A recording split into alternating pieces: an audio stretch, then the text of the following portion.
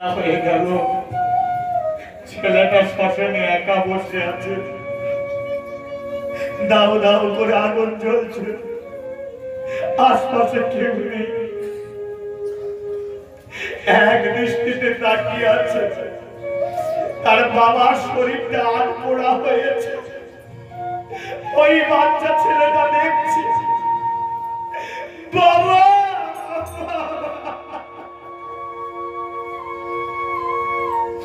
আমি কিসের জন্য বেঁচে থাকবো, আর কার জন্য বেঁচে থাকবো? বাবার চিন্তায় আমিও ঝাঁপ দেবো। ছেলেটা আস্তে আস্তে উঠে আগুনের সম্মুখে গিয়ে দাঁড়িয়েছে। এত দুঃখ যদি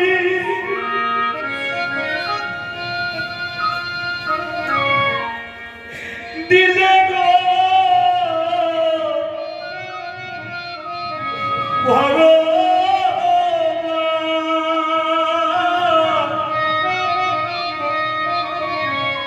তবে কেন সঙ্গে দিলে না মরে?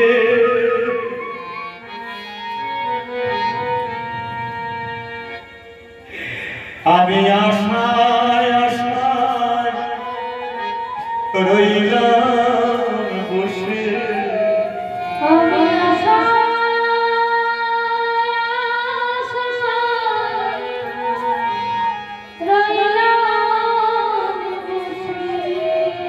প্রভু তোমার নামে কত পাষাণ গলে,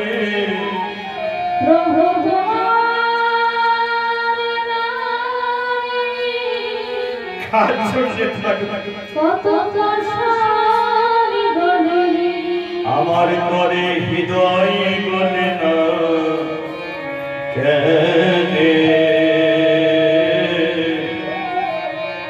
তবে কেন সঙ্গে দিলে না মনে? এত দুঃখ যদি বাবা আমি আসছি, দিলে গো ভগবান, তোমার চিতায় আমি ঝাঁপ দেব। তবে কেন সঙ্গে দিলে না হরি হরি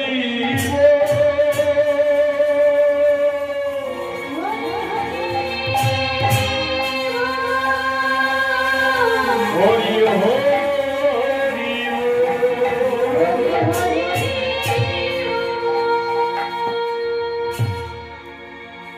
ভগবান লক্ষ্য করে দেখলো যে আমার পাগল ছেলে জয়দেব আগুনে ঝাঁপ দিয়েছে।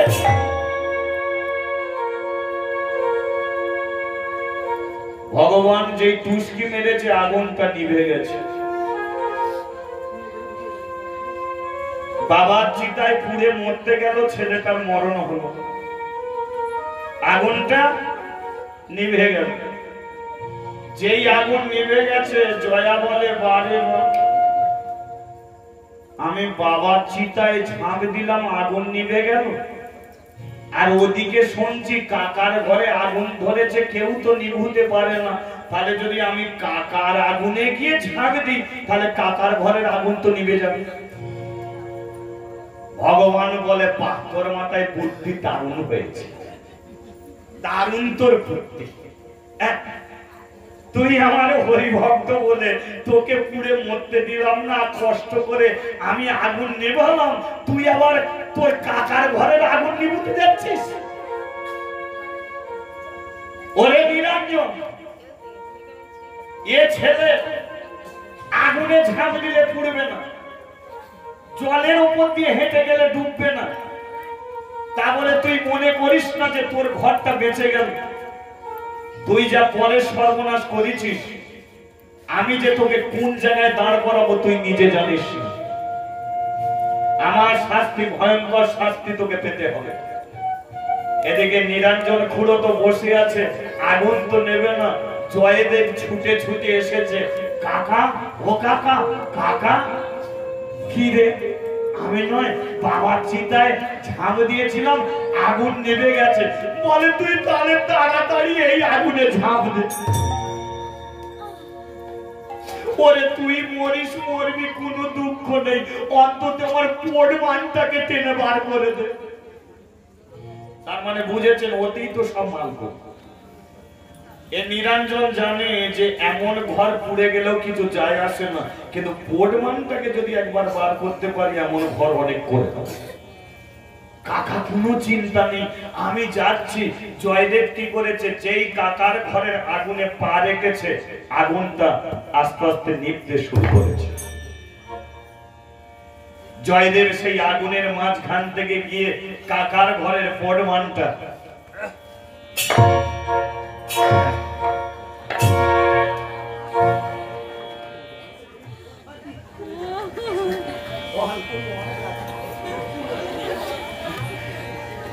বাচ্চা ছেলে তো এত পোড়মানে মাল করে রেখেছে, অনেক কষ্টে টেনে টেনে বার করেছে। কাকা এনেছিস? হ্যাঁ কাকা, এই পোড়মান। আচ্ছা আপনাদের ঘরে একটা কথা বলি, তাহলে জয়দেব পোড়মান টেনে বার করলো, পোড়মানও নিরঞ্জনের কাছে আছে আর জয়দেবও দাঁড়িয়ে আছে। এবার নিরঞ্জন খুঁড়ো বলো তো কার মাথায় হাত বুলুবে, পোড়মানের মাথায় না জয়দেবের মাথায়? হ্যাঁ, তোমাদের মুখের ভাব দেখে বুঝতেই পারছি পোড়মানেই হাত বুলুবে। জয়দেব দাঁড়িয়ে আছে, সেদিকে লক্ষ্য নেই, খুঁড়ো পোড়মানটাকে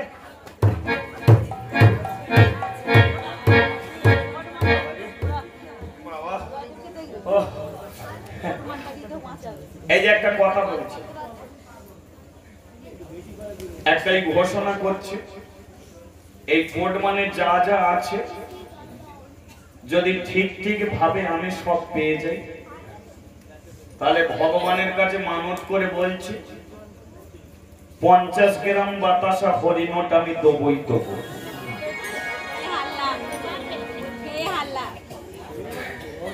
তোমাদের মুখের ভাব দেখে মনে হচ্ছে কম হবে,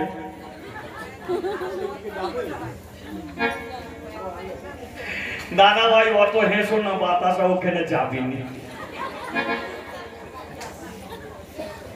তো গ্রামের মানুষ বলে খুড়ো তোমার বাতাসা খাবো বলে দাঁড়িয়ে নেই, তবে কেন বলে পোড়মানের ভেতরে কি আছে শুধু দেখবো বলে।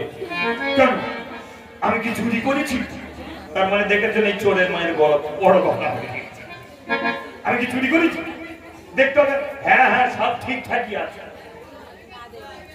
হরে কৃষ্ণ, সব ঠিকঠাকই আছে, ও সব ঠিক আছে, কোনো সমস্যা নেই, ঠিক আছে। এই দেখো তোমাদের কাছে খুলছি, আমার যেই খুঁড়ো পোড়মান খুলেছে অমনি বাইরে কালো ভেতরে কালো,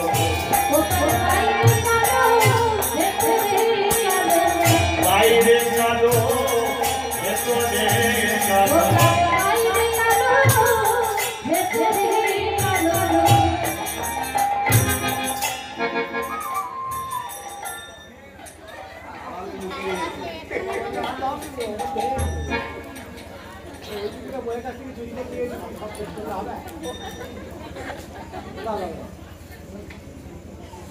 না শুধু তো একটু দেখাবো বলে ওকে, সত্যি তোর বউকে বলতে পারিস পাউডার একটু বেশি করে দিতে? ঘরে জানি পাউডার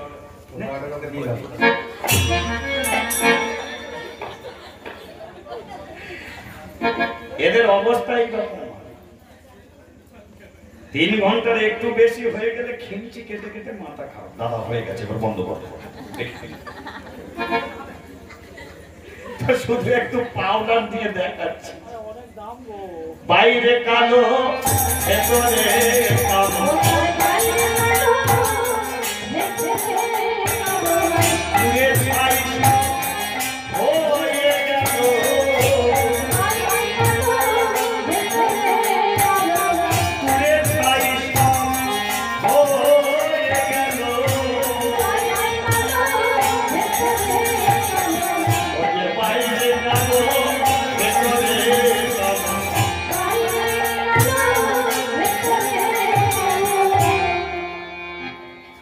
তাহলে যত জাল দলিল ছিল মা পুড়ে শেষ। কিন্তু ওই কোড মানে এখনো একটা জিনিস ছিল, সেটা কিন্তু পড়ে। সেটা কি জানেন? ওই নিরঞ্জনের স্ত্রী একটা বিয়ের শাড়ি ছিল।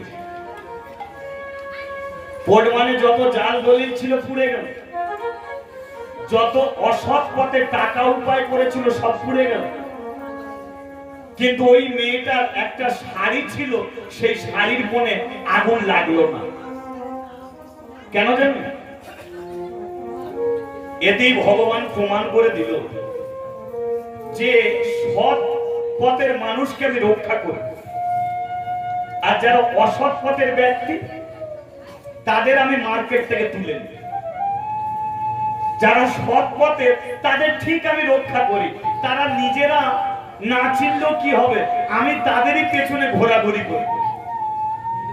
কিন্তু যারা অসৎ পথের মানুষ ও মার্কেটে, তাদের আমি বেশি দিন টিকতে দিই, তাদের আমি ধ্বংস করি। তাহলে এখানে সৎ কে ছিল? নিরঞ্জনের স্ত্রী। ওই নিরঞ্জন যখন ওই জাল দলিল করছিল, কি যখন জাল দলিল করছিল, তখন নিরঞ্জনের স্ত্রী এসে বলেছিল, স্বামী গো, এত বড় সর্বনাশ তুমি করো। যার বাবা চলে গেল, মা চলে গেল, ছেলেটা পাগল, দুবেলা দুমুঠো খেতে পাবে কিনা ঠিক নেই, আর তুমি ওর এত বড় সর্বনাশ করছো। একটু থাকার জায়গাটুকু তুমি ছিনিয়ে নিচ্ছ, এতে ভগবান ক্ষমা করবে না। কেন তুমি সর্বনাশ করছো? এতে কি অন্যায় প্রতিবাদ করেছে? কিন্তু নিরঞ্জন কান পাতেনি। এই বড় বড় লেকচার মারছিস, এত কিছু যে টাকা পয়সা করছি কিসের জন্য? সব তো তোর জন্য করছি। অত গয়না করবি, দামি শাড়ি পরবি কিসের জন্য? সব তোর জন্য করছি। ওই তারে বলে কিনা মেয়েরা 12 হাত কাপড়ে, আর বলে কাই না। কথা বললে কথা মোটে শুনবে না, যা চলে যা, শুধু বক বক করে। তার মানে বুঝেছেন অন্যায়ের প্রতিবাদ করেছিল বলি আজকে ভগবান প্রমাণ করে দিল যে একই সংসারে সৎ থাকে অসৎ থাকে, কিন্তু আমি অসৎকে শেষ করে সৎকে আমি রক্ষা করে থাকি। দুর্যোধন আর যুধিষ্ঠিরা এরা তো একই পরিবারের ছেলে, তাই না? একই জ্ঞাতির ছেলে। এ যুধিষ্ঠিরা এ কাকার ছেলে, পাণ্ডুর ছেলে পঞ্চ পাণ্ডব, আর ধৃতরাষ্ট্র ছেলে 100 জন। ও ধৃতরাষ্ট্র পাণ্ডু তো 2 ভাই ছিল। কিন্তু ভগবান কি করেছিল? যুধিষ্ঠিরকে বাঁচিয়ে রাখলো, দুর্যোধনকে শেষ করলো। তার মানে কি বোঝা যাচ্ছে? একই জ্ঞাতির মধ্যে আছে, কিন্তু ভগবান ওরই মধ্যে সৎ অসৎ বিচার করে অসৎকে ধ্বংস করে দিল, সৎকে রক্ষা করে। তাই ভগবান একটা কথা বলেছিল, সত্যমে জয়তে। সত্যের পথে তুমি যদি জীবন কাটাতে পারো, তাহলে দেখবে তোমার পাশে কেউ না থাকলেও ভগবান তোমার পাশে থাকবে। আর মিথ্যাকে যদি আশ্রয় করো, তাহলে সবাই তোমার হলেও মার্কেটে বেশি দিন থাকা যাবে। তাই সৎ অসৎকে বিচার করতে হয়। আজকে তুমি পরে সর্বনাশ করছো, কালকে তো তোমার সর্বনাশ হবেই। আজকে জয়দেব দেখলো যে আর কেন, কাকার কোড মানে যা ছিল সব পুড়ে গেল, আর আমি জয়া তুই কোথায় যাবি? বলে যে কটা দিন বাঁচবো সে কটা দিন বৃন্দাবনে কাটিয়ে দেবো, তাই আর এখানে থাকবো না। চলে যাবি জয়দেব? কাকা এ সব তোমার রইল, সব তোমার রইল। যেই বলেছে সব তোমার রইল। নিরঞ্জন কোনোদিন কাঁদেনি, শুধু মানুষকে কাঁদিয়েছে। আজকে যেই বলেছে জয়া যে সব তোমার, নিরঞ্জন কাঁদছে যে আগে যদি জানতাম তাহলে এমনি করে জাল দলিল করতাম না। ছেলেটা নিজে থেকেই সব দিয়ে যাচ্ছে। জয়া কাকা একবার আমাকে বাবা বলে ডাকবি?